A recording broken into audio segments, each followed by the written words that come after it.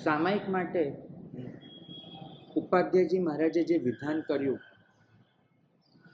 વિના સમત્વમ પ્રસરણ મમત્વમ સામાયિકમ માયિકમેવ મન્યે, આ વિધાન અનેક જગ્યાએ ઉલ્લેખિત થાય છે. માયા વગરનું સામાયિક હોવું જોઈએ, મમત્વ રહિત સામાયિક હોવું જોઈએ, એવું કહીને આ વિધાનને નોટ કરવામાં આવે છે. પણ ખરેખર આ વિધાન જે જ્ઞાની ભગવંતોએ લખ્યું છે, એ ભગવંતોનો આશય આ નથી.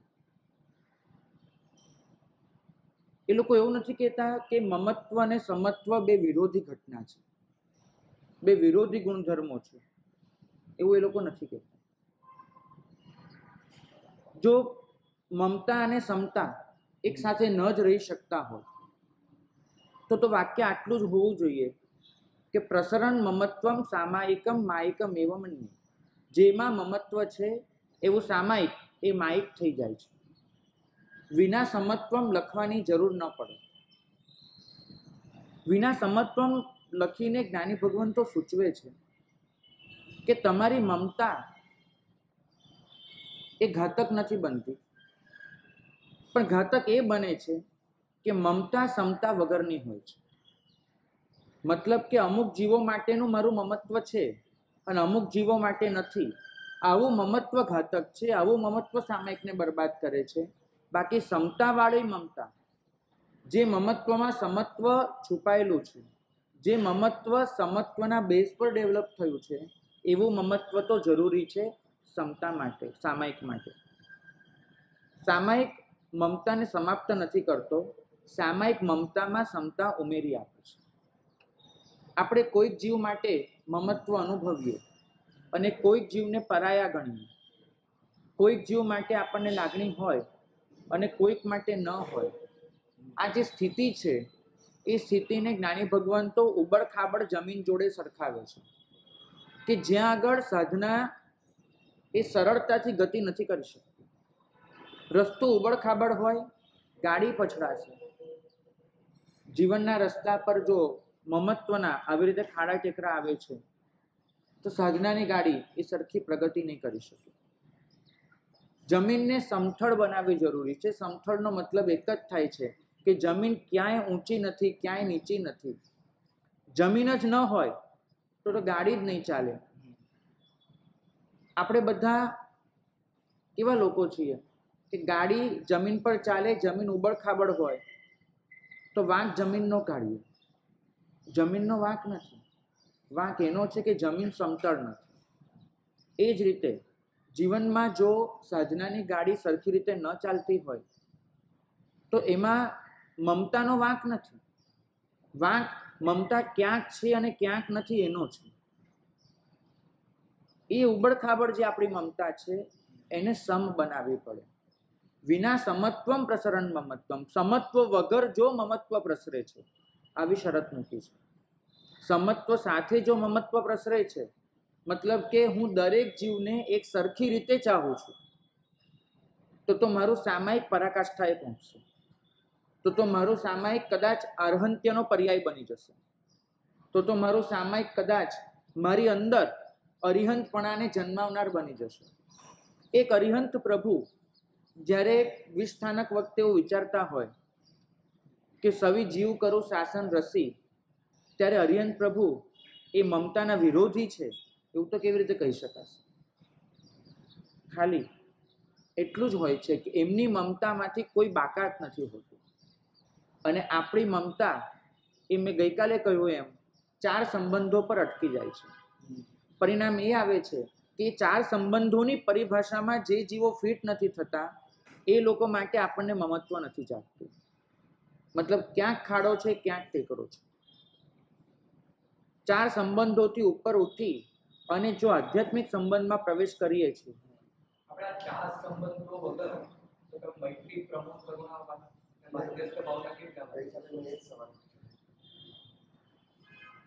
મૈત્રી આત્માથી આત્માનો જોડાતો સંબંધ છે.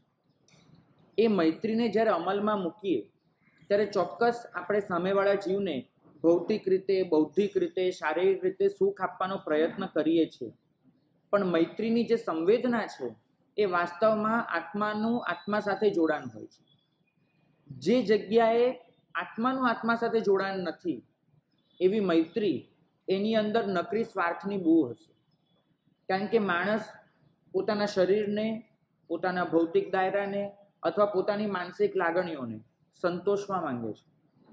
આજે તમે જોજો કે બે મિત્રો, એમની વચ્ચે જ્યાં આપણે નિસ્વાર્થ મૈત્રી કહીએ છીએ, ત્યાં પણ બંને જણની મિત્રતા એટલે હશે કેમ કે બંને જણનો શોખ કદાચ સરખો હશે, બંને જણને ફરવા જવાનું સાથે ગમતું હશે, બંને જણ એકબીજાના મનને તૃપ્ત કરી શકતા હશે, બંને જણ એકબીજાની લાગણીઓને સંતોષી શકતા હશે. માટે આપણે કહીએ છીએ કે નિસ્વાર્થ મૈત્રી છે. ત્યાં આગળ નિસ્વાર્થનો અર્થ ખરેખર આપણે ભૂલી રહ્યા છીએ. ત્યાં નિસ્વાર્થનો અર્થ આપણે એટલો કરીએ છીએ કે બંને વચ્ચે કોઈ ભૌતિક લેવડ દેવડ નથી. માનસિક સ્વાર્થ તો બંનેને છે, બંનેને પોતાનું મન સંતોષાય છે માટે એકબીજાને ગમે છે. આ આત્માનું આત્મા સાથે જોડાણ નથી. ટૂંકમાં આપણા ઘણા ખરા સંબંધો એમાં સ્વતૃપ્ત થતો હોય છે, સ્વ સંતોષાતો હોય છે. પછી એ ભૌતિક રીતે સંતોષાતો હોય, બૌદ્ધિક રીતે સંતોષાતો હોય કે માનસિક રીતે સંતોષાતો હોય. ઘણા બધાને 3-3 કલાક સાથે બેસીને ચર્ચા કરવાની ટેવ હોય છે, બહુ ઊંચી કક્ષાની ચર્ચા હોય, અને બંને જણ એવું અનુભવે કે અમારી નિસ્વાર્થ આ મૈત્રી છે. બિલકુલ નહીં. તમારી બુદ્ધિને ખોરાક મળી રહ્યો છે કોઈ વ્યક્તિ પાસેથી, માટે તમને એ વ્યક્તિ ગમે છે. તો આ પણ સ્વાર્થ છે. બિલકુલ. ઋણાનું બંધ આત્માનો આત્મા સાથે હોય છે, મારે તમને સમજાવવું છે. કારણ કે બીજી બધી જ બાબતો આપણે પાછલા જન્મમાં મૂકીને આવતા હોઈએ છીએ, એકમાત્ર આત્માને લઈને આવ્યા છે. શરીર એ જો સંબંધનું માધ્યમ હોય તો શરીર છોડીને આવ્યા છીએ. ભૌતિકતા જો માધ્યમ હોય તો ભૌતિકતા મૂકીને આવ્યા છીએ. બૌદ્ધિકતા જો માધ્યમ હોય તો બુદ્ધિ ગયા જન્મમાં પૂરી થઈ ગઈ છે, નવા જન્મમાં નવી બુદ્ધિ છે. અને જો મનની લાગણીઓની વાત કરતા હો તો મન જ આપણે મૂકીને આવ્યા છે, લઈને નથી આવ્યા. તો માનસિક, બૌદ્ધિક, ભૌતિક કે શારીરિક ચારેય સંબંધોનું જ્યાં વિસર્જન થાય છે અને આત્માનું આત્મા સાથે જોડાણ થાય છે, ત્યાં જ અનુબંધ સર્જાતો હોય છે. જો અનુબંધ બાકીના ચારમાંથી કોઈ પણ રીતે હોય તો જન્મ એટલે મૃત્યુ સાથે પૂરો થઈ જાય છે. સંબંધ પૂરો થાય છે, અનુબંધ પૂરો નથી થતો. એનું કારણ જ આ છે કે સંબંધ ચારમાંથી એક બાબત પર હોય છે, અનુબંધ આત્માનો આત્મા સાથે હોય છે, માટે પરભવમાં પણ એ કન્ટિન્યુ થાય છે. સંસ્કાર ગયા ભવમાં આપણા કરેલા કર્મોને લીધે આપણા મનમાં જન્મેલી છાપ છે, અથવા આપણા આત્મા પર પડેલા સંસ્કારો છે. જ્યારે અનુબંધનો મતલબ થાય છે કે બે આત્મા કોઈ રીતે જોડાણ ધરાવે છે. પછી એ જોડાણ જો નકારાત્મક હશે તો આપણે ઋણાનુબંધ કહીશું, જો એ જોડાણ સકારાત્મક હશે તો આપણે એને ઘનાનુબંધ કહીશું. ઘનાનુબંધ મતલબ એકબીજાની પ્રગતિમાં એક સહકાર આપે છે. જેમ કે નેમ રાજુલનો અનુબંધ 9 ભવમાં સતત પ્રગતિનું કારણ બન્યું છે. તો આ એક ઘનાનુબંધ છે કે જેમાં બંને વ્યક્તિ એકબીજાના સહારે કંઈક પ્રાપ્ત કરી રહી છે. જ્યારે ઋણાનુબંધમાં કદાચ એક વ્યક્તિ પ્રાપ્ત કરતી હોય તો કોઈક તો ગુમાવતું હોય છે. જેમ કે કમઠ, એનો મરુભૂતિ માટેનો જે ઋણાનુબંધ છે, તો કમઠ ગુમાવતો રહ્યો છે. તો અનુબંધો આત્માનું આત્મા સાથે જોડાણ છે. એ સારું પણ હોય, નરસું પણ હોય. આપણે સારા જોડાણની વાત કરી રહ્યા છીએ. તો મૈત્રી વગેરે તમામ લાગણીઓ એ આત્મા સાથે સંબંધ રાખતી હોય તો આ શાસન એને સ્વીકારે છે. મૈત્રી વગેરે લાગણીઓ જો શરીર સાથે સંબંધ રાખતી હોય કે બીજી કોઈ રીતે સંબંધ રાખતી હોય તો આ શાસન એવી લાગણીઓને પણ કશાય તરીકે ઓળખે છે. રાગ અને કરુણા બંનેમાં કોઈકને સુખી કરવાની વૃત્તિ તો હોય જ છે. તમને તમારા શ્રાવિકા માટે રાગ હોય તો તમે એને સારા ઘરેણાં આપતા હશો, સારા કપડાં આપતા હશો, તો એ પણ કોઈકને સુખી કરવાની વૃત્તિ છે. અને કરુણામાં પણ આપણે કોઈને સુખી કરવાની વૃત્તિ ધરાવતા હોઈએ છીએ. ફરક ક્યાં પડે છે? ફરક એટલો પડે છે કે રાગમાં શરીર મેટર કરતું હોય છે, કરુણામાં આત્મા મેટર કરતો હોય છે. આપણે પત્ની માટે પણ કરુણા અનુભવી શકીએ છીએ, અને એવી કરુણા એ ઉપરથી સાધનામાં આગળ લઈ જવાનું કારણ બને છે.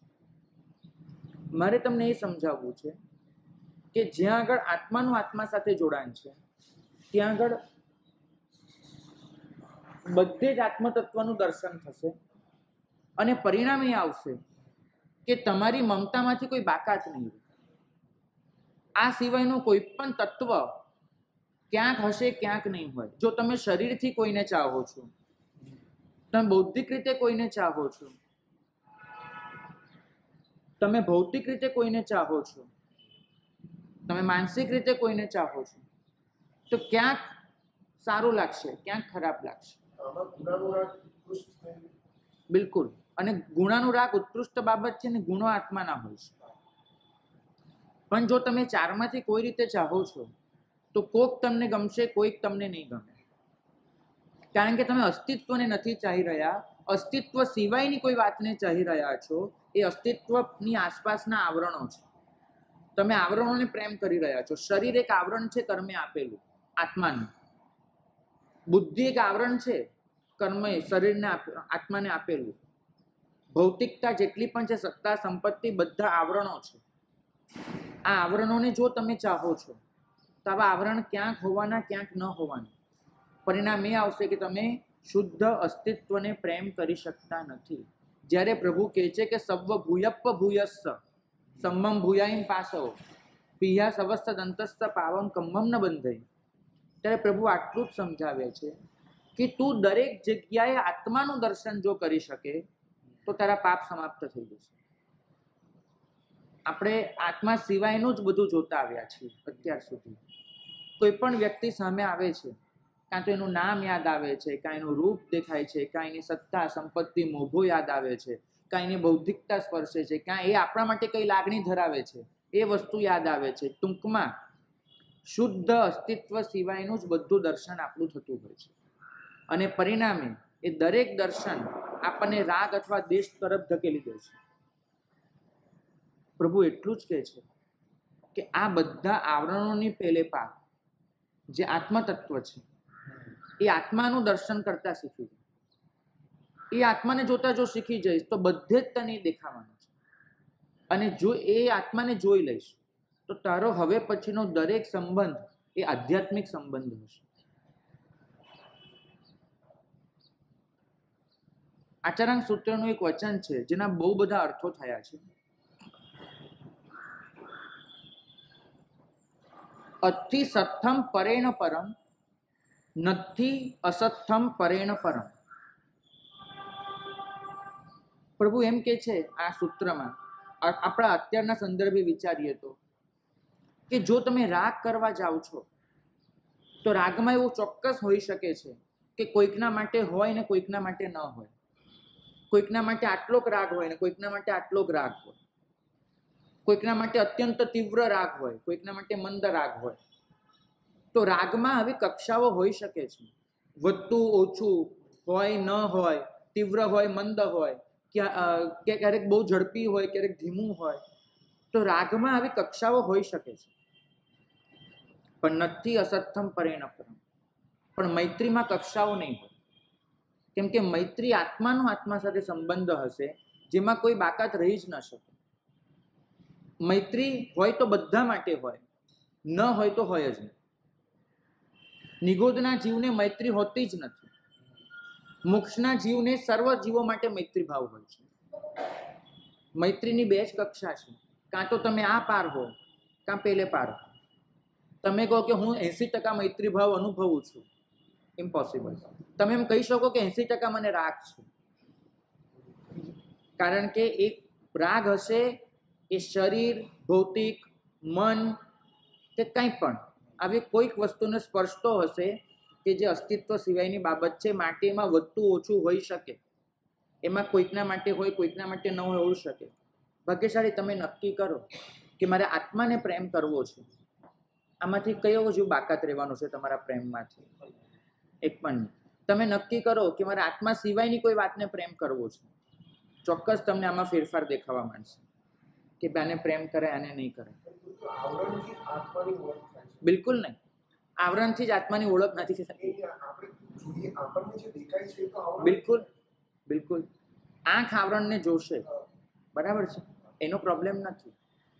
ભગવાન એટલું જ કહે છે કે તારે કોઈને ચાહવાના છે તારા આત્માથી, તારી ઇન્દ્રિયોથી.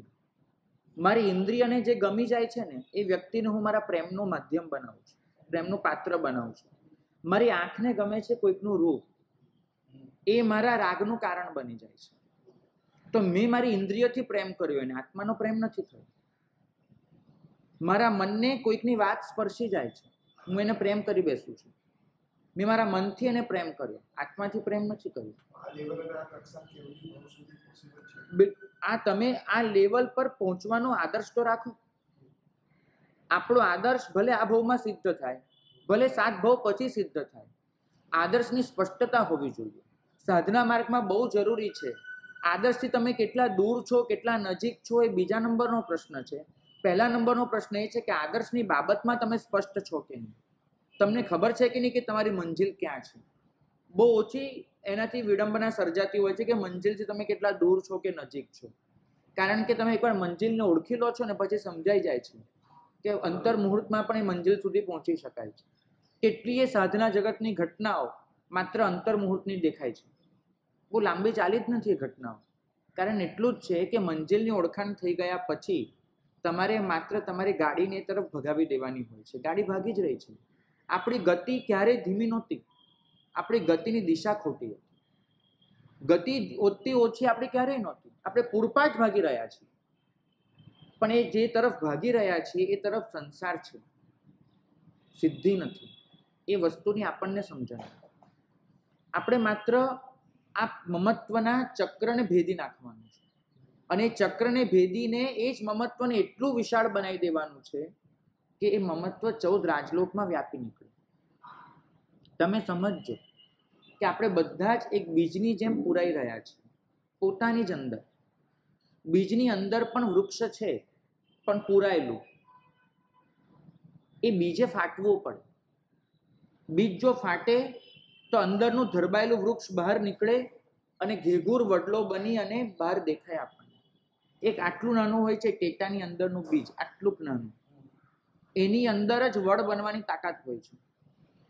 ખાલી એટલું કે એને ફાટવું પડે છે. આપણે બધા જ આપણી આસપાસ એવા આવરણો રચીને બેઠા છીએ કે એ આવરણોની અંદર આપણે જ ગૂંચવાઈ ગયા છીએ, અટવાઈ ગયા છીએ. એ આવરણોને ફોડી નાખવાના છે, તોડી નાખવાના છે. અને એ તોડી નાખ્યા પછી આપણા મમત્વનું જે વિસ્તરણ થશે ને એ વિસ્તરણને આ જ્ઞાની ભગવંતો સમતાના નામે ઓળખે છે. સમતા તમને એટલું જ શીખવાડે છે કે તારે સત્વનો સ્પર્શ કરવાનો છે, સત્વ સિવાયની કોઈ બાબતનો નહીં. આ એ ભારત છે, આ એ આર્ય સંસ્કૃતિ છે કે જ્યાં આગળ જન્મજાત 3 શબ્દ કાને પડતા હતા: સત, ચિત, આનંદ. સચ્ચિદાનંદ શબ્દ ન સાંભળ્યો હોય તો અહીંયા બેઠેલી એક પણ વ્યક્તિ નહીં હોય કે જેને આ શબ્દ બહુ બચપણમાં જ નહીં મળી ગયો હોય. આ ભારત, એમાં હંમેશા સમજાવવામાં આવે છે કે તારે પ્રેમ કરવાનો છે તો સતને કરવાનો છે, તારે આદર આપવાનો છે તો ચિત્તને આપવાનો છે, અને તારે નિષ્ઠા કેળવવાની છે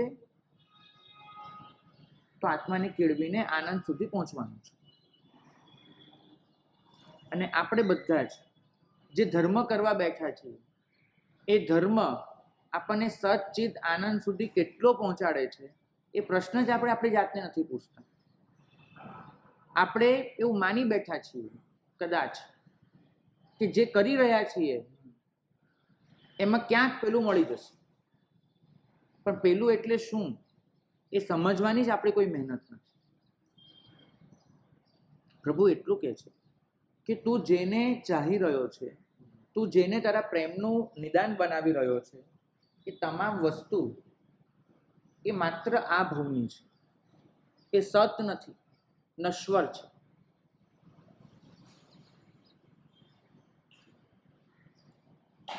સ્વપ્ન અને યથાર્થ બંને વચ્ચેની એક ભેદ રેખા હોય છે.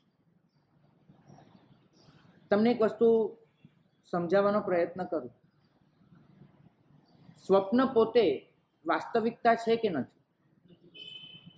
નથી. નથી. પણ સ્વપ્ન પોતે હોય છે કે નથી હોતું? તો જે છે એ વાસ્તવિક નથી એવું તમે કહેવા માંગો છો? એ છે પણ ખરું અને નથી પણ ખરું, એવું કેવી રીતે બને?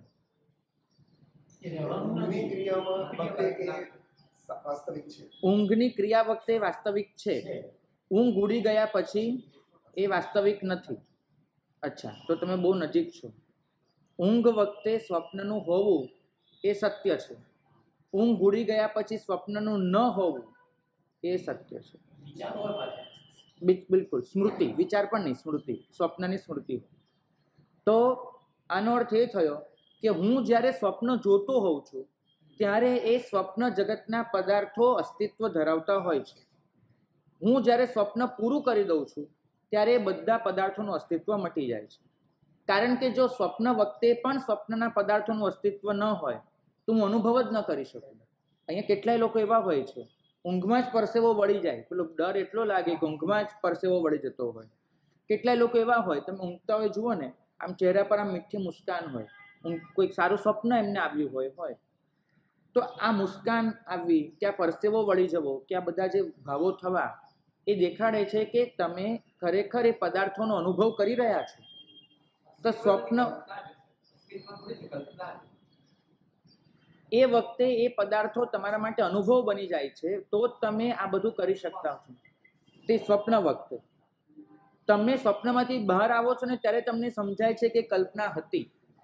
બાકી સ્વપ્ન વખતે તો તમે વાસ્તવિકતામાં અનુભવી રહ્યા હો છો, તો જ તમને હર્ષ, શોક, આ બધી લાગણીઓ જાગતી હોય છે.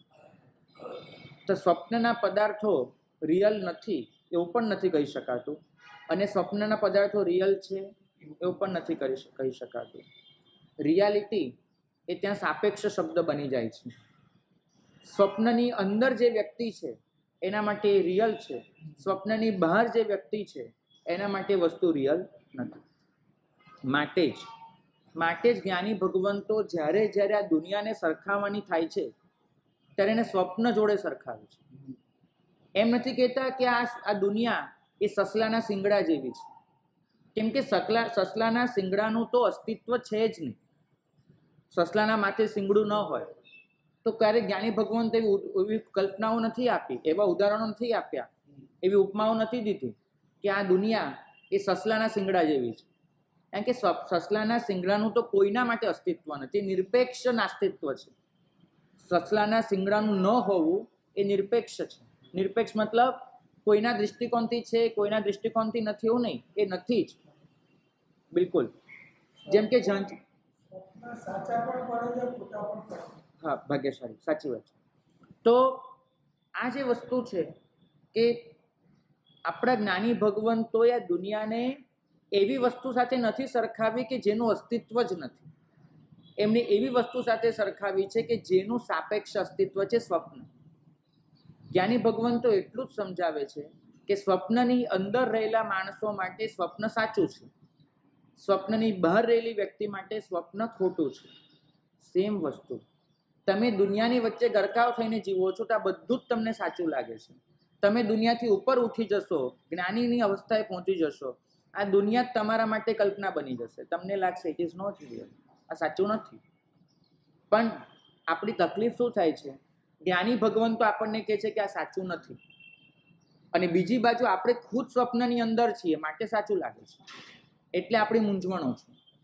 જો સ્વપ્નની અંદર માણસ સાંભળી શકતો હોત અને સ્વપ્નની બહાર રહેલો વ્યક્તિ એને કહી શકતો હોત, એને કહે કે બેટા તું જોઈ રહ્યો છે સાચું નથી, એ સ્વપ્ન છે, તો નક્કી માનજો કે સ્વપ્નની અંદર રહેલો વ્યક્તિ પણ એમ જ કહે કે તમે ખોટું બોલો છો, કેમ કે હું અનુભવ કરી રહ્યો છું. તો આપણી દશા આવી થઈ ગઈ છે. છીએ સ્વપ્નની અંદર, સાંભળીએ છીએ લોકોનું જે સ્વપ્નની બહાર છે, અરિહંતો, સિદ્ધો, એ બધા સ્વપ્નથી બહાર થઈ ગયા છે, આ દુનિયાથી ઉપર ઉઠી ગયા છે. એટલે એ તો આપણને એમ જ કહેવાના કે બેટા દુનિયા સ્વપ્ન જેવી છે, કાંઈ છે નહીં આ બધું વાસ્તવિકતામાં. પણ આપણને કેમ એવું લાગે? કેમ કે આપણે ખુદ એની વચ્ચે જઈને બેઠા છીએ. તો હવે કરવું શું પડે? રસ્તો કોઈ છે નહીં, બે જ છે. કાં તો સ્વપ્નને સ્વપ્ન તરીકે ઓળખી લેવું પડે કે આ સ્વપ્નું છે, જે પ્રેક્ટિકલી પોસિબલ નથી. કાં તો ઊંઘ પૂરી કરી અને જાગી જવું પડે. એટલે જ્ઞાની ભગવાન તો બીજી જ મહેનત કરે છે. સ્વપ્નને સ્વપ્ન તરીકે ઓળખાવાની બહુ મહેનત નથી કરતા, કહી દે છે કે આ સ્વપ્ન છે, પણ પાછળ નથી પડી જતા. કારણ કે એમને ખબર છે કે સ્વપ્નની અંદર રહેલી વ્યક્તિ એ ક્યારેય બિલીવ નહીં કરે કે આ સ્વપ્ન છે, એ તો એને સાચું જ માનશે. એની ઊંઘ જ પૂરી કરાવવી પડે. અને માટે વારે વારે ભગવાન કયા કરે છે કે સંબુજ્જ બુજ્જ કિમ ન બુજ્જ સંભોઈ ખલુ પેજ્જ દુલ્લાહ, ભાઈ જાગી જા કેમ ઊંઘ્યા કરે છે. તેમને આપણું સ્વપ્ન પૂરું કરાવવું છે. સ્વપ્નની સ્વપ્ન તરીકે ઓળખાવાની તાકાત એમનામાં નથી, કેમ કે આપણે છોડવાના જ નથી. એ આપણું સ્વપ્ન પૂરું કરાવી શકશે. અને એટલા માટે એ આપણને સમજાવે છે કે બેટા તું જેની વચ્ચે છે ને એ ન હોવામાં હોવાનો ભ્રમ કરીને જીવી રહ્યો છે. જે નથી એનો હોવાનો ભ્રમ એ જ સ્વપ્ન છે. બીજું કંઈ છે? સ્વપ્નની કોઈ વ્યાખ્યા કરવાનું કે તો એક જ લીટીની વ્યાખ્યા થશે, ન હોવામાં હોવાનો ભ્રમ એ જ સ્વપ્ન છે. તો આ દુનિયામાં બીજું છે શું? આ જેટલા પણ આપણે બેઠા છીએ ક્યારેક ન હતા, અને ખબર નથી તો ક્યારેક નહીં હોય.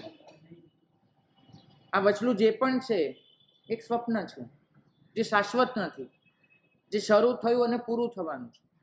પ્રભુ એટલું જ સમજાવે છે કે વાસ્તવિકતાનો આરંભ નથી હોતો, વાસ્તવિકતાનો અંત નથી હોતો. વાસ્તવિકતા હંમેશા અનાદિ અનંત હોય છે. સ્વપ્નનો આરંભ હોય છે, સ્વપ્નનો અંત હોય છે, કેમ કે કલ્પના હોય છે. બરાબર? સાચી વાત છે ને? સ્વપ્નનો આરંભ હોય, સ્વપ્નનો અંત હોય. વાસ્તવિકતાનો આરંભ ન હોય, વાસ્તવિકતાનો અંત ન હોય. પ્રભુ એટલું જ કહે છે કે તારી પાસે બે વસ્તુ છે. એક છે સત્વ, જે અનાદિ અનંત છે, અસ્તિત્વ તારું, તારું બિંગ, તારું હોવું, અને એની આસપાસના આવરણો જેને તું વ્યક્તિત્વ તરીકે ઓળખે છે, તારી પર્સનાલિટી. પર્સનાલિટી શરૂ થઈ છે ને પૂરી થવાની છે, માટે સ્વપ્ન છે. પણ એ પર્સનાલિટી જેની છે એ પોતે સ્વપ્ન નથી, કેમ કે એ તો અનાદિ અનંત આત્મદ્રવ્ય છે, શાશ્વત છે. આપણે ચાહવાનું છે એ આત્મદ્રવ્યને, જે અનાદિ અનંત છે, જે શાશ્વત છે. અને આપણે પ્રેમ કરી બેઠા છે વચલા સ્વપ્નને. તમે વિચારજો, તમે પ્રેમ કોને કર્યો છો? વચ્ચે જે સ્વપ્ન ચાલે છે એ સ્વપ્નને પ્રેમ કરી રહ્યા છો.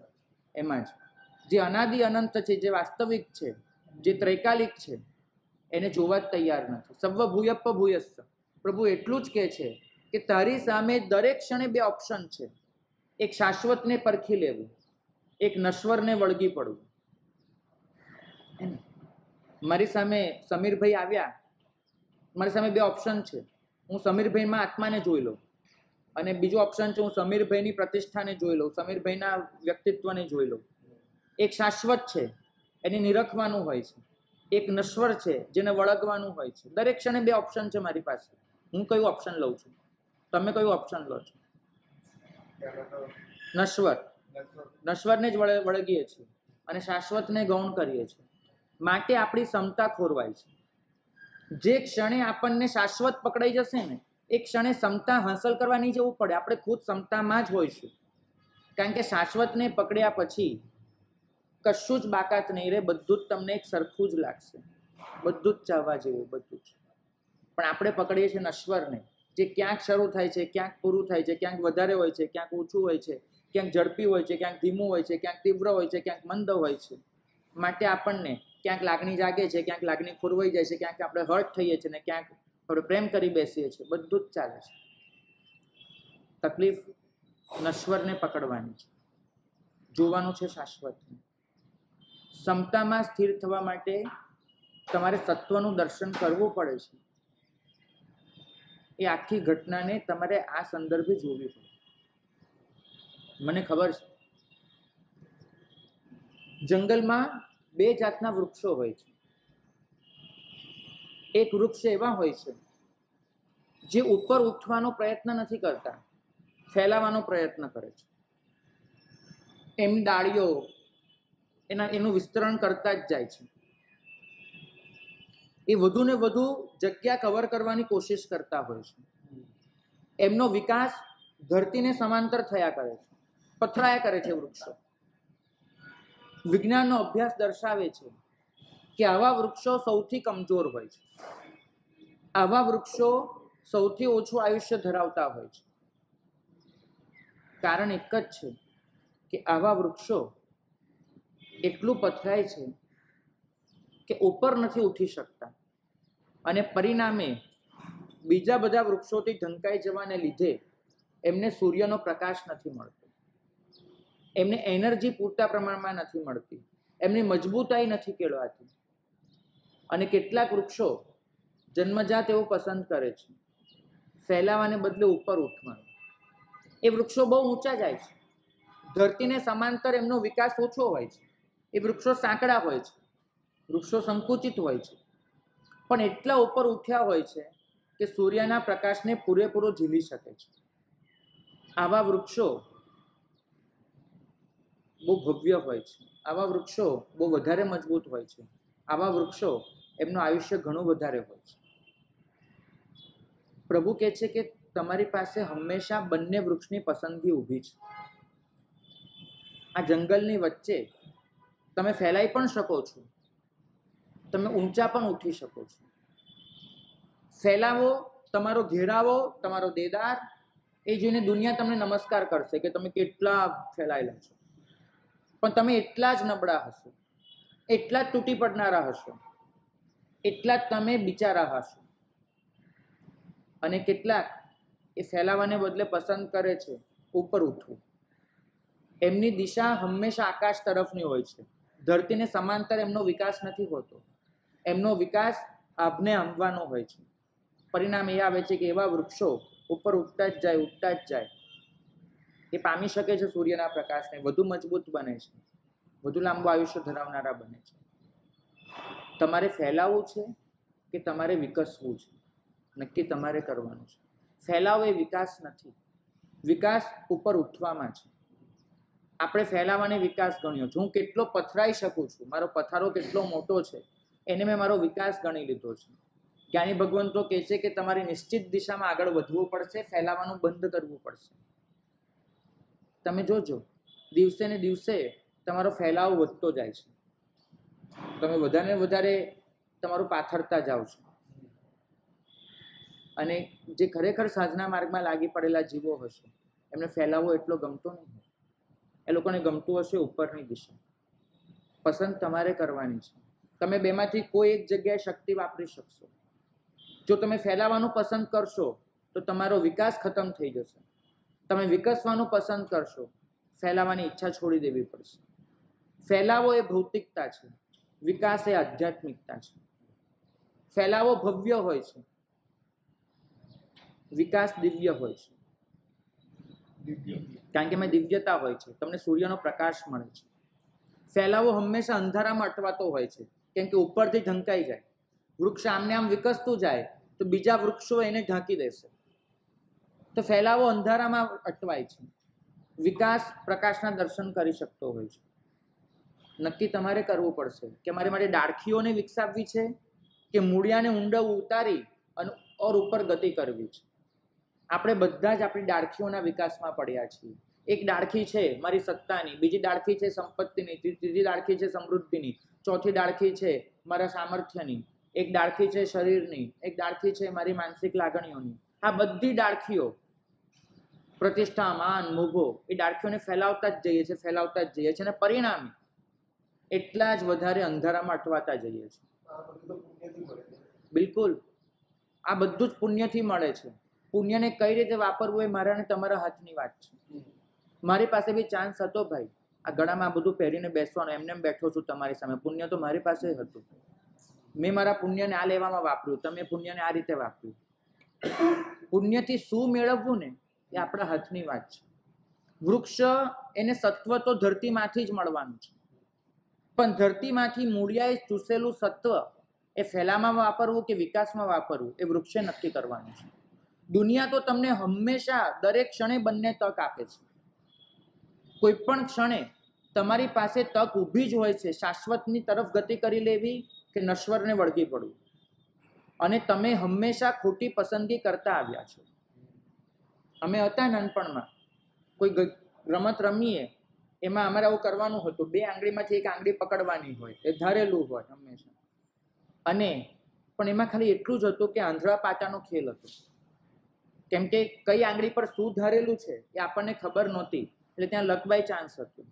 અહીં તો તકલીફ એ છે કે આપણને પાક્કી ખબર હોય છે કે કઈ આંગળીમાં શું છે, અને છતાંય હંમેશા ખોટી આંગળી આપણે પકડતા આવ્યા.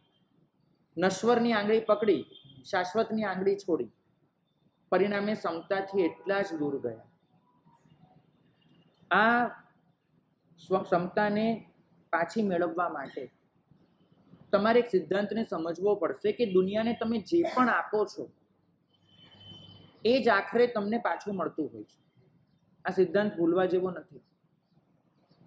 તકલીફ એટલી થાય છે કે દુનિયાને હું જે આપું છું એ મને પાછું મળે છે, એ વસ્તુને હું સમજી નથી શકતો.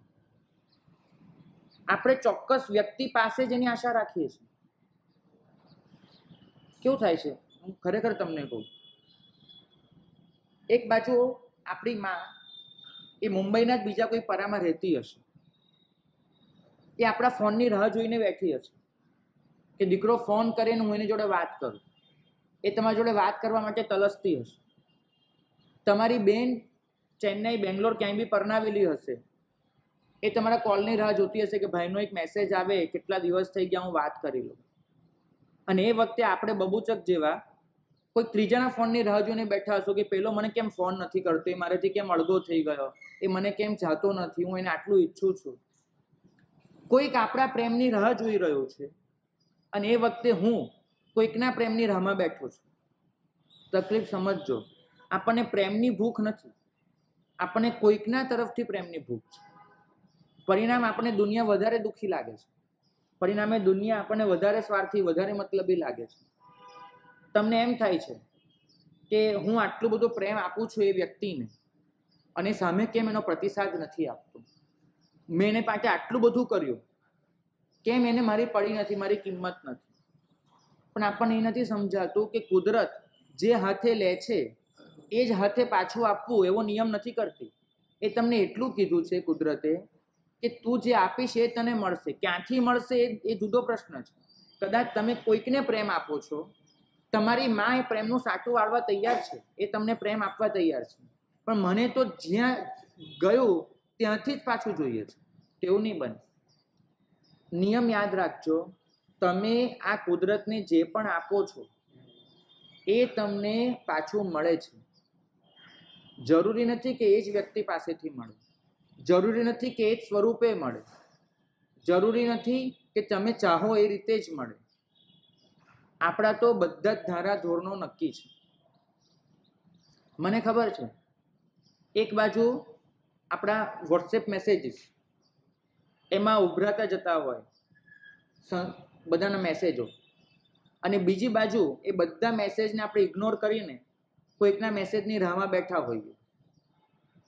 તો તકલીફ એ થઈ ગઈ છે કે આપણને પ્રેમ આપવો છે પણ સીમિત લોકોને જોઈએ છે, સીમિત લોકો પાસેથી. કેટલાય લોકો આપણા માટે નિર્મળ પ્રેમ વેવડાવવા બેઠા હોય છે, પણ એ પ્રેમની કદર કરવાનું આપણને સૂઝતું નથી. કદાચ એવો પ્રેમ આપણા માટે માયનો પણ નથી રાખતો. અહીં તો આપણે કહીએ છીએ કે મેં તારા માટે આટલું કર્યું, તે મારા માટે શું કર્યું, આવું કહીએ છીએ. પણ એ વખતે ભૂલી જઈએ છીએ કે પ્લેટફોર્મ પર આપણે ગબડી પડ્યા હતા ત્યારે 4 માણસ દોડી આવી અને આપણને હાથ ઝાલીને ઊભા કરીને ખુરશી પર શાંતિથી બેસાડ્યા હતા. સામાન સરસ રીતે બાજુમાં મૂકી દીધો હતો, પાણીનો પ્યાલો લાવીને પાણી પીવડાવી દીધું હતું, 2 મિનિટ આપણને પંખો નાખી અને સ્વસ્થ કર્યા હતા. આપણને નથી સમજાતું કે કુદરતે તો તને તારો બદલો આપી જ દીધો છે. તે કોઈકના માટે કર્યું, કુદરત તારા માટે કરી ચૂકી છે, પણ આપણને સમજાતું નથી. એટલે આપણને પ્રશ્ન એ થાય છે કે મેં મહેશભાઈ માટે જે કર્યું હતું, મહેશભાઈએ મારા માટે શું કર્યું. આપણે ભૂલી જઈએ છીએ કે તે મહેશભાઈ માટે નહોતું કર્યું, તે કુદરત માટે કર્યું હતું, અને કુદરતે તને બદલો આપી દીધો છે. સવાલ આ છે કે કુદરતના હાથ છે ને બહુ અદૃશ્ય છે, લેવાના ને આપનાર.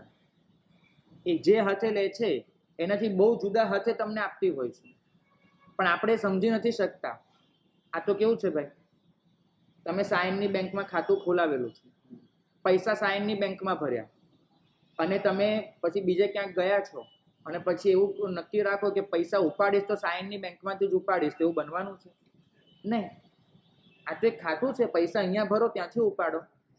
તે તમને બેંકની સિસ્ટમમાં સમજાય છે, પણ આ કુદરતની સિસ્ટમમાં નથી સમજાતું.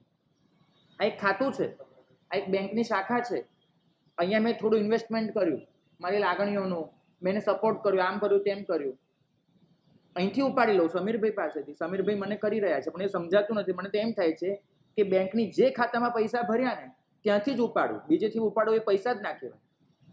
એવું તો નહીં ચાલે. આપણે સમજવું એ પડશે કે તમે કુદરતને જે પણ આપો છો, કુદરત તમને સવાયો કરીને આપે છે. જરૂરી નથી કે ચોક્કસ વ્યક્તિ પાસેથી જ હોય, જરૂરી નથી ચોક્કસ રીતે જ હોય, જરૂરી નથી કે તમારા ધારા ધોરણ પ્રમાણે જ હોય. કુદરતના હિસાબમાં ક્યાંય ભૂલ નથી. હિસાબ સમજવામાં હું ચોક્કસ થાપ ખાઉં છું, કારણ કે હું નક્કી કરીને બેઠો છું કે મેં રમેશભાઈનું કલ્યાણ કર્યું, રમેશભાઈએ જ મારું કરવાનું. હું એ વખતે ભૂલી જાઉં છું કે મેં એક આત્માનું કલ્યાણ કર્યું હતું, જેની નોંધ કુદરત લઈ ચૂકી છે. એ બીજા આત્મા દ્વારા મારું કલ્યાણ કરી દે છે, પણ એને હું ઇગ્નોર કરું છું.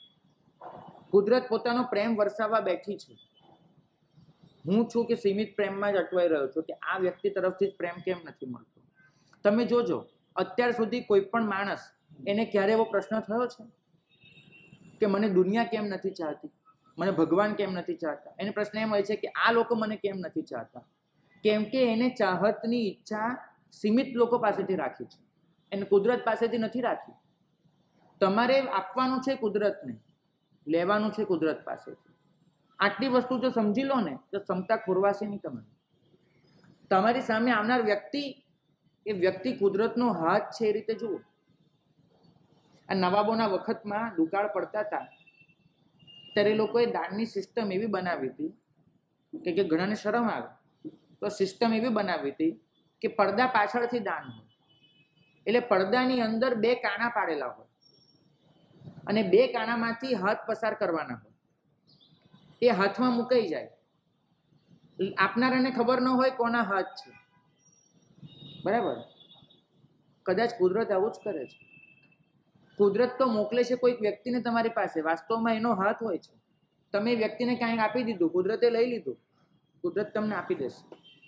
ક્ષમતા વ્યક્તિને ગૌણ કરીને અસ્તિત્વને જોવામાં છે.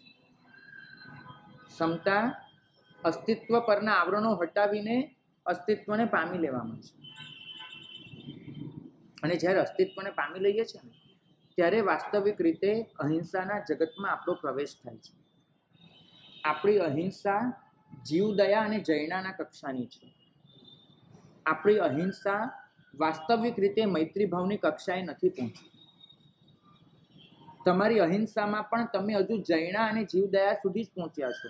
જૈનાનો મતલબ થાય છે કોઈ જીવને બચાવી લેવો, જીવદયાનો મતલબ થાય છે કોઈ જીવને પીડામાંથી છોડાવી લેવો. તો તમે તો કોઈ જીવને બચાવવામાં પડ્યા છો, કોઈ જીવને છોડાવવામાં પડ્યા છો, હજુ પણ એ જીવને જીવ તરીકે તો ઓળખતા જ નથી. ખાસ સમજજો. જે ભેંસને તમે કસાઈવાળાથી છોડાઈને લાવ્યા, એ ભેંસમાં આત્માને જોયો? ખાસ પૂછું છું. એ આત્માને જોતા શીખો ત્યારે અહિંસાના ઘરમાં પ્રવેશ થયો. આપણે તો હજુ જૈના અને જીવદયામાં છે. સારી વાત છે, પણ વાસ્તવિક મૈત્રી ભાવ નથી. બિલકુલ. પણ એ આત્માને જોવાનો મતલબ એટલો જ થાય છે કે આપણા મનમાંથી ઉપકારની બુદ્ધિ નીકળી જાય. હજુ તો મારા મનમાં છે કે હું એ જીવને છોડાવનાર છું, તો આ હજુ મારા મનમાં એક ઉપકારની બુદ્ધિ છે. આ આત્માનું આત્મા સાથે જોડાણ નથી. એક ક્ષણે પણ મને ખબર છે મારી ભૌતિકતા હજુ મનમાં છે કે હું છોડાવનાર છું, એ છૂટનાર છે. મનમાં હજુ પણ ઉપકારનો ભાવ છે. મને મેઘરથ રાજાની ઘટના એટલે ગમે છે.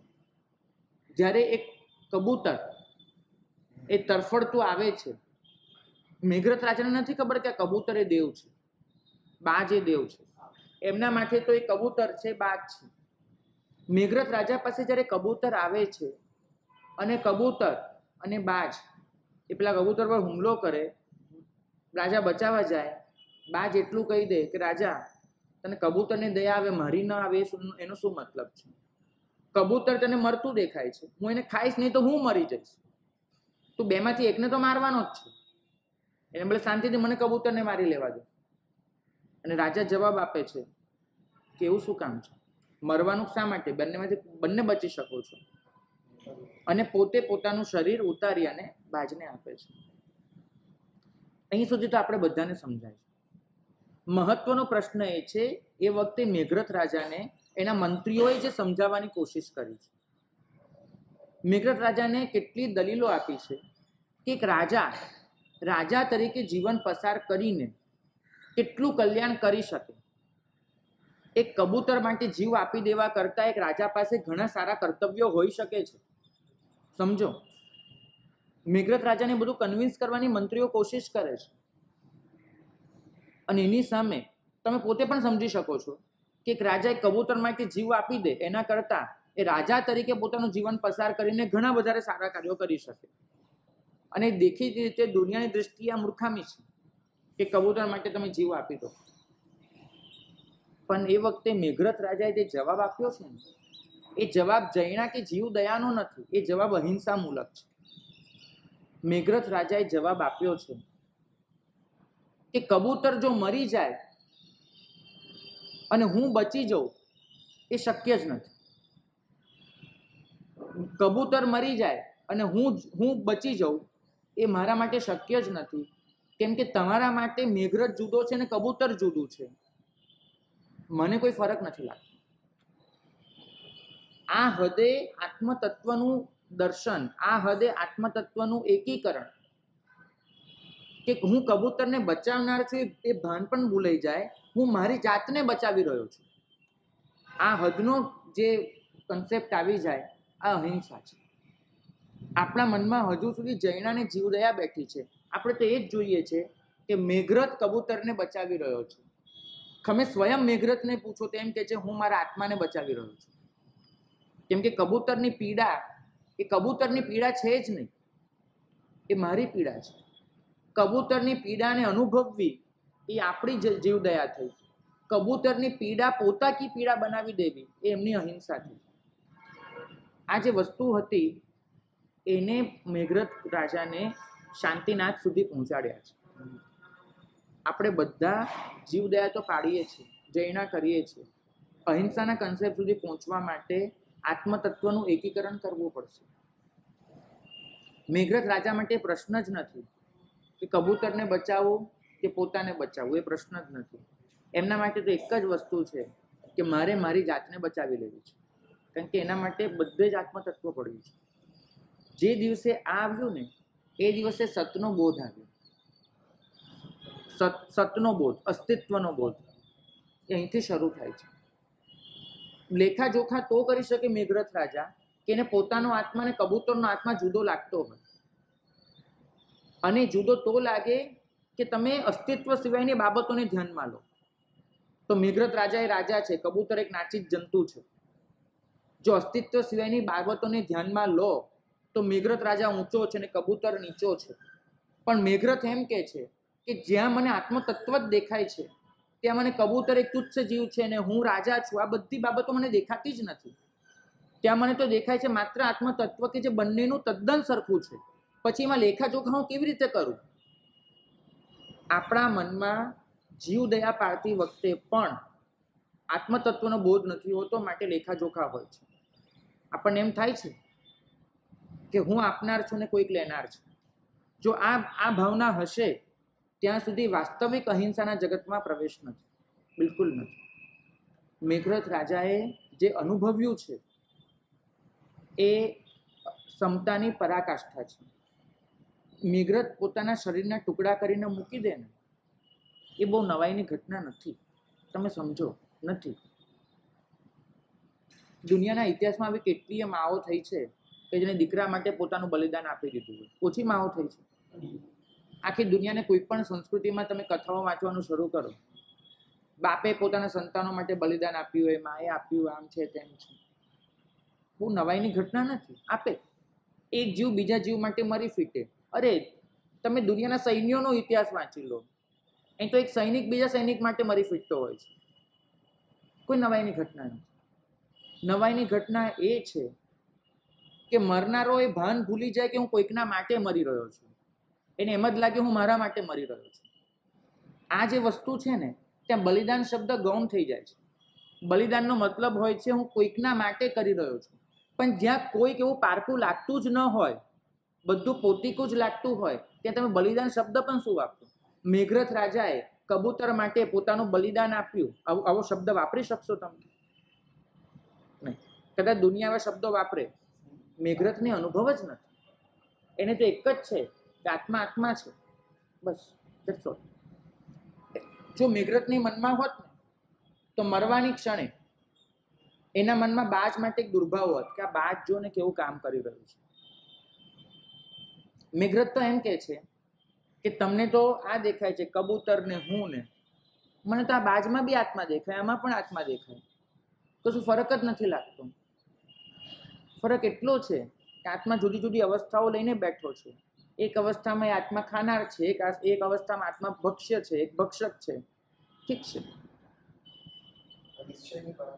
નિશ્ચયની પરાકાષ્ઠા તમે કદાચ કહી શકો, પણ વાસ્તવિક રીતે સંવેદનાની પરાકાષ્ઠા છે.